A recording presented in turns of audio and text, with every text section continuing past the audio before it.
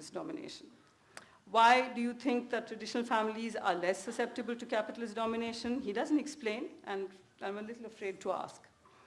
Again, as an example of what he calls the growing privatization of the social, he says, children are increasingly cared for not by parents, but by paid nurseries or childminders. So this is the growing privatization of the social.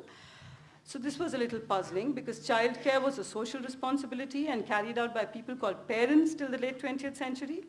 That's a nice little puzzle for women who have not found much sociality in the lonely, grueling business of childcare, which has been their singular responsibility and not of parents. If society and the state and fathers do not consider childcare to be their business, and the market does because it is business, then that's how the patriarchal section of sexual division of labor will be bypassed, and a left politics that is still insensitive to this is, as they quaintly say in the US, toast. In short, Professor Žižek appears to be contemptuous of any political movement that is not a formal political party seeking to take state power. This is the one point on which he disagrees even with his friend Alain Badiou, who advocates subtraction, that is, politics at a distance from state power. Žižek holds that the state is to be taken over and made to act in a non-statal way. Surely this is an impossibility, just as much as a capitalism that acts in a non-capitalist way. Such a project assumes the separation of the state from its social environment, the critique of which assumption surely is the starting point of revolutionary politics. I don't mean capitalism is inevitable or omnipotent. The point is that the state is fully integrated into the network of capitalist social relations, which is why every Marxist revolutionary takeover of the state in the 20th century eventually ended up building capitalism. Now, the point is, I suspect that Žižek attributes omnipotence to capitalism because he sees every single political development as capitalism's triumph.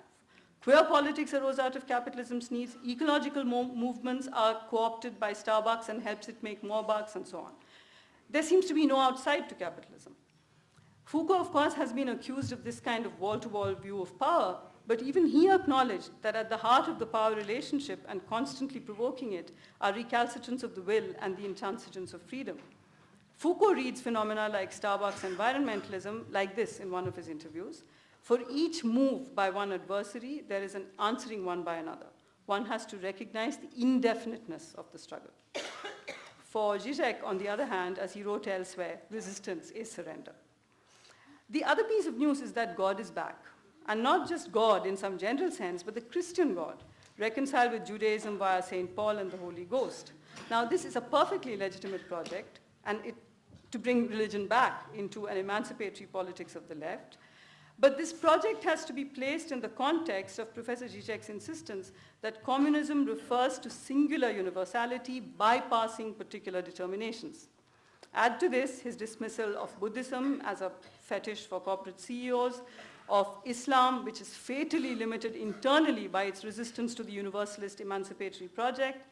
And apart from something breezy about Kali, the famous bloodthirsty goddess, as he put it in an interview last week to Time Out Delhi, his evident lack of knowledge of any other religion, it would seem that the singular universality of communism is necessarily Christian. The Eurocentrism is quite explicit, including a resurrection of an earlier Eurocentric Marxist British rule in India and future results of British rule in India. The recognition of colonialism's positive effects, that it was the vehicle that transported these societies out of their age-old sleep and their repressive traditions. This recognition is the sign, he says, of mature independence. It is, in fact, the left proudly claiming its emancipatory heritage. Colonialism, the European left's emancipatory heritage, Professor Žižek, really? The modernity that colonialism brought was, in any case, by no means a clearing away of the old bad ways. As a large body of careful scholarship in Africa and South Asia has documented, it merely reconstituted something called tradition in new and equally, often more oppressive ways. It seems to me that the only consistent way of claiming colonialism as emancipatory is that of some Dalit intellectuals who then see capitalism itself as emancipatory. Again, a political project that one may not agree with, but then at least one can understand it. Earlier, referring to the incident of the Haitian revolutionaries singing the Marseillaise, Žižek says that the message of their singing the Marseillaise was this: we are more French than you, the Frenchmen. We stand for the innermost consequences of your revolutionary ideology.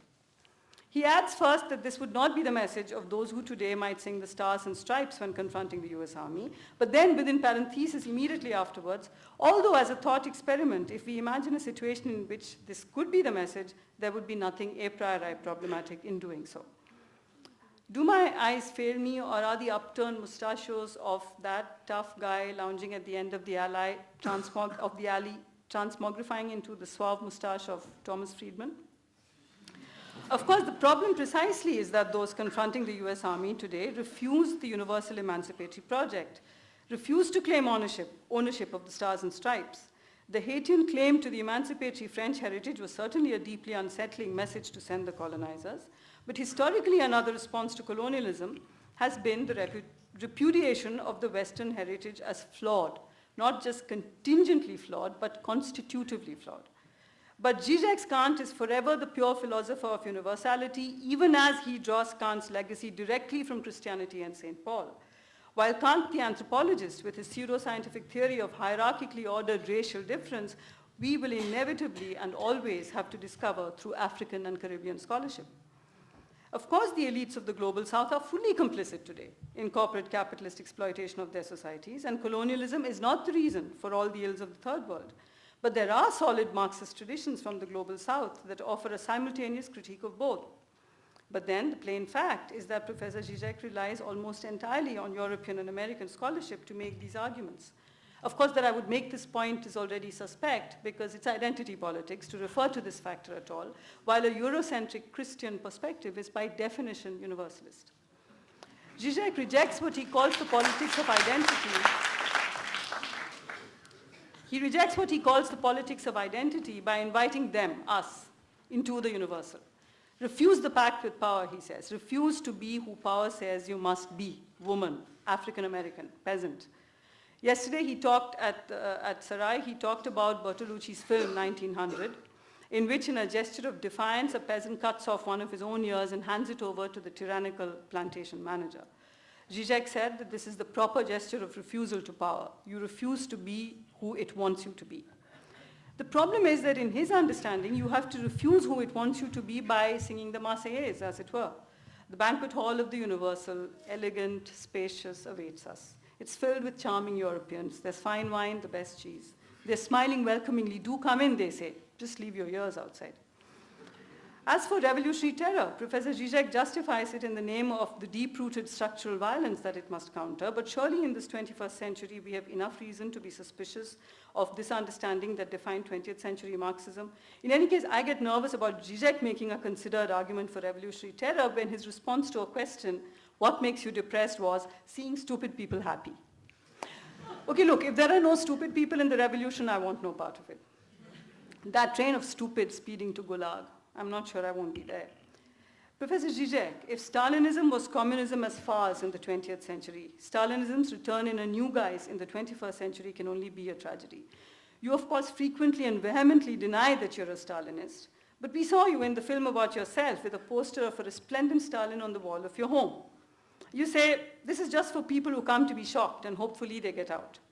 But don't you always insist, good Lacanian that you are, that the idea of the richness of inner life is fundamentally fake? You say the story we tell ourselves about ourselves in order to account for what we are doing is thus a lie. The truth lies rather outside in what we do. Professor Žižek, I'm worried. Stalin is your poster boy. That's what we see you do.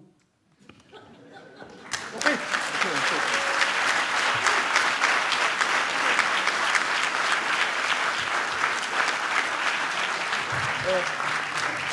I hope I have some time to answer. I go there rather. I'm just sad that we don't have more time. Because this convinced me more than ever that... If it's possible to be brief. Yeah, absolutely, less than 1 hour, yeah, absolutely. No, seriously, I will be brief. That, you know, that absolutely I stand where I am. Let me try to go, first this Stalin poster boy and so on, and so on, and so on. Look at how you fetishize the image of Stalin there. Look at how it really functions. It doesn't, why do we automatically assume it functions, but it's now a marginal question, no, as I admire Stalin and so on and so on. It's a reminder that especially those who criticize Stalin today didn't do their job properly. For me, Stalin is still the big trauma, ethical catastrophe, as I've written again and again, of the West. And what shocks me utterly is to what extent we don't really have, how should I put it, we don't really know what was Stalinism. I don't buy simply this story, oh, it was a crime, blah, blah, blah, blah. Tell me one good theory of Stalinism, my God. It's just condemned. I think the message of that poster is story. Stalin is still